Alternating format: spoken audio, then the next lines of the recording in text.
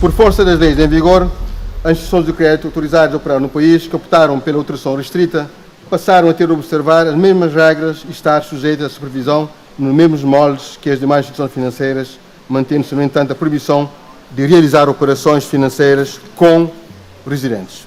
Essas instituições passaram a ser designadas de instituições de créditos de autorização restrita, ou seja, não poderiam realizar atividades interbancárias em moeda nacional e tampouco realizar operações financeiras com residentes. Como se sabe, a SICAR, neste caso as instituições de crédito de autorização restrita, passaram a ter de observar as mesmas regras e a estar sujeitas à supervisão, inclusive no que diz respeito ao cumprimento dos deveres preventivos da lavagem de capital e de financiamento do terrorismo, nos mesmos moldes que as demais instituições financeiras, né? Sobretudo neste caso de natureza genérica, mantendo-se, no entanto, a proibição de realizar operações financeiras com residentes. Se há uma questão de uma entidade que esteja a desrespeitar o quadro legal, as autoridades competentes podem atuar sobre essa entidade. Se houver incumprimento de uma entidade, o Banco Central deve atuar e o sistema judicial em relação àquela entidade, não é? Para não pôr em causa também aqui todo um regime que está em vigor. Temos 4 entidades ativas em Cabo Verde. Neste momento, o Banco de Fomento Internacional foi aprovado em 2002, o Banco Montepio em 2005, o BIC em 2013 e o Banco Privado Internacional em 2006. Nós, inicialmente, a autorização era do Ministério das Finanças, do Ministro das Finanças, mas depois foi alterado e bem para o Banco Central e, nesse momento, cabe ao Banco Central autorizar. Mas a proposta é para descontinuarmos o regime. Mas o que está em causa não é o caso de uma entidade ou outra. Atenção, porque o caso de uma entidade, esses casos concretos serão dirimidos pelas instâncias competentes. O Banco Central, enquanto terá supervisão, tem a obrigação, tem a responsabilidade, a autonomia para atuar enquanto terá supervisão. Se verificar qualquer ato contra as normas legais, atuará com normas contra-ordenacionais.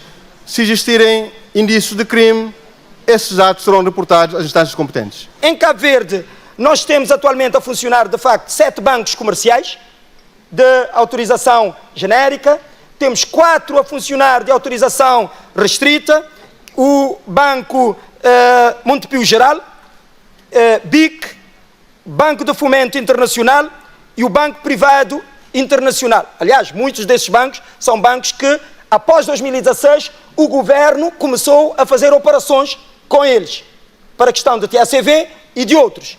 E isto também pode ser visto como uma causa de instituições não cooperantes. Eu faço um apelo que escutamos o assunto com responsabilidade. Não se trata aqui de tirar dividendos políticos, tendo em conta o que está em causa em Cabo Verde e a reputação e a reputabilidade do sistema financeiro cabo-verdiano. Faço um apelo veemente para que evitemos entrar neste debate. Eu penso que não é a melhor via. Não é a melhor via. Os senhores deputados sabem como boa governação não é uma questão de narrativa.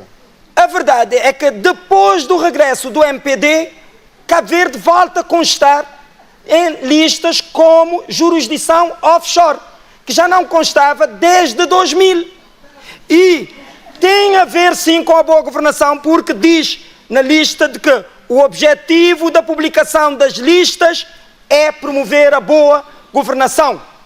Se nós temos boa governação, não estamos nas listas. Se começamos a titubear na linha da boa governação, com as questões da transparência, da não prestação de contas, etc., etc., passamos a fazer parte destas listas. E mais, a intenção do governo não era de revogar esta lei. Isto é uma pressão externa. Porquê?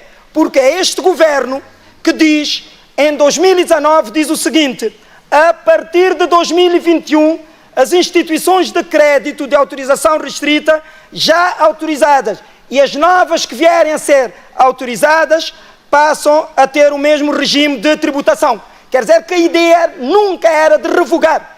E agora, em 2020, estão a revogar e nós estamos de acordo com essa revogação e, como disse o colega João Batista, que já vem tarde. E temos o governo de Cabo Verde a patrocinar e a autorizar negócios com essas instituições que são consideradas pela União Europeia e por outras instituições como instituições que escondem o Ultimate Beneficial Owners.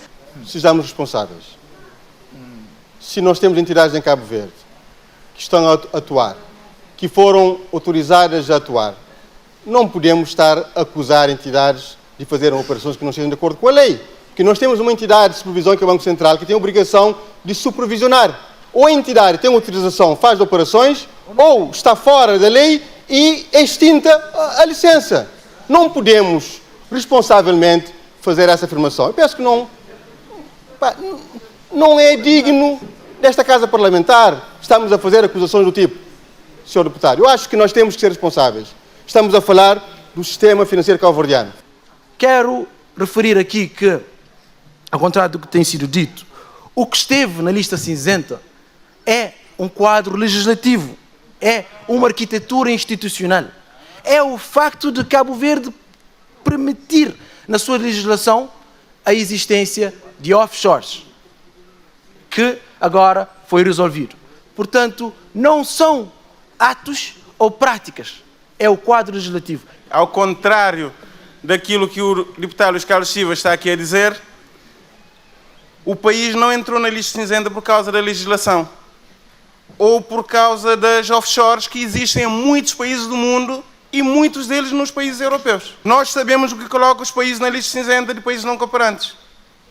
Quando há negócios obscuros e sem transparentes, quando há casos de corrupção, quando há casos de lavagem de capital e quando há dificuldades em fiscalizar instituições financeiras no país.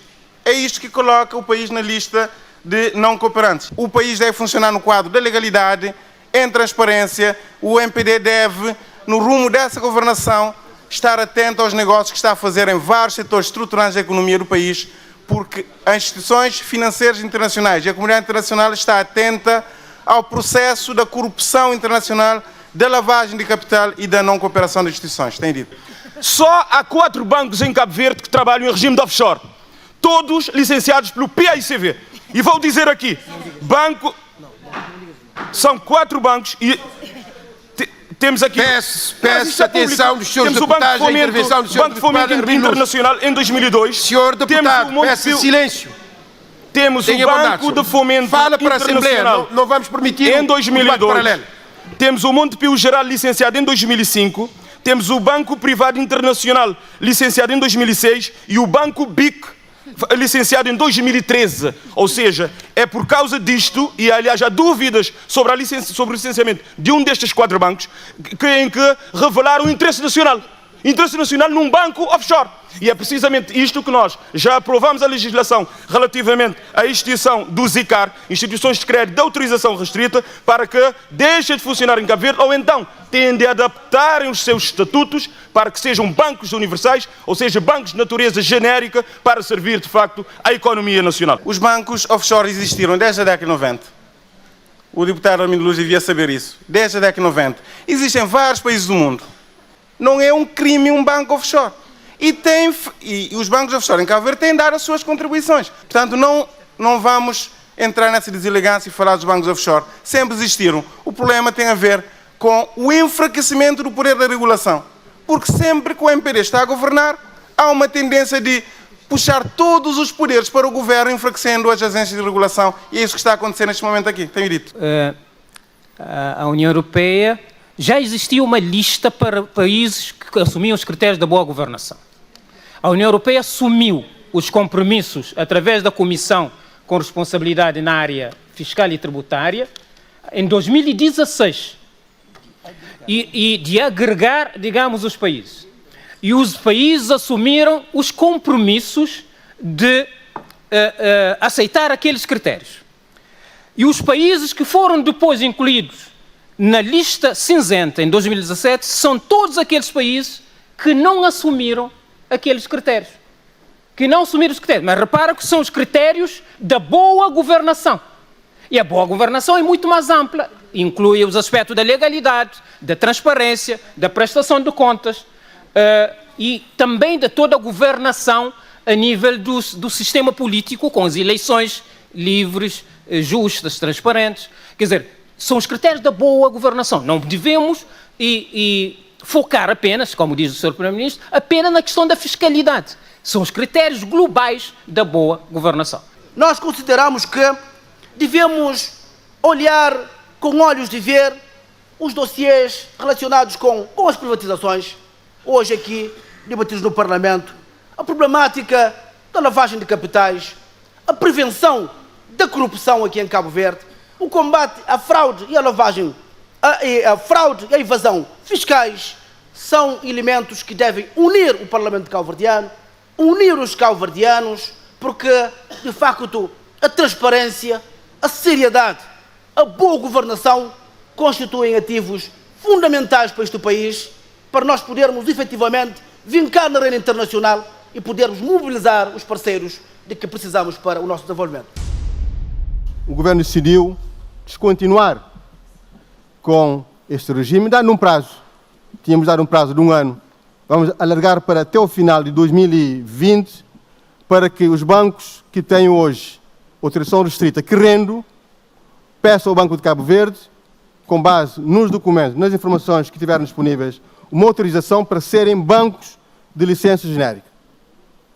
Não querendo ser banco de licença genérica, a partir de 2021, deixarão de operar em Cabo Verde. Porque o que está em causa é tão importante que nós não podemos ter um regime específico para 4 instituições, com todo o risco reputacional que isso pode encerrar para a economia cabo-verdiana. Então, a proposta que estamos a fazer é dar um prazo para que os bancos que reunirem os requisitos apresentem um processo ao Banco Central para serem autorizados, nos termos da lei, e os bancos que não quiserem adaptar-se ao quadro legal que o Governo está a pretender fazer aprovar em sede do Parlamento, esses bancos deixarão, como é óbvio, de operar em Cabo Verde. Pensamos que passar todos esses anos compulsando os prós e os contras, compulsando os riscos e os benefícios, esta é a decisão mais racional. Nós já falamos com todos os bancos de licença restrita em Cabo Verde, estão de acordo também com esta abordagem e caberá ao Banco Central, com total autonomia, escrutinar e saber quais bancos, em função do pedido a ser feito, quais bancos que reúnem os requisitos todos que constam da lei para serem bancos de licença genérica. Então, o prazo que nós estamos aqui a propor é para que até finais de 2020 esse processo seja concluído. Quem reunir os requisitos passa a ser banco de licença genérica. Quem não reunir os requisitos, muito obrigado por aquilo que fizeram em Cabo Verde, mas deixarão de operar em Cabo Verde. Esta medida poderia ter sido tomada em 2018, quando Cabo Verde constou da lista do aviso do Banco de Portugal e da lista cinzenta das jurisdições não cooperantes. Por isso estranhamos, portanto, esse período de carência de mais 1 ano para essas instituições vigorarem aqui em Cabo Verde. Nós tomamos já a medida no Orçamento do Estado para tributar essas entidades como primeiro passo e decidimos que até era a partir de 2020 que nós fecharíamos o processo, ou seja, que não haveria mais bancos de licença restrita. Tendo em conta que o processo de autorização é um processo complexo, exigente e leva tempo, porque não há aqui um salto automático de um banco de licença restrita para um banco de licença genérica. É preciso um novo processo. Um processo de raiz.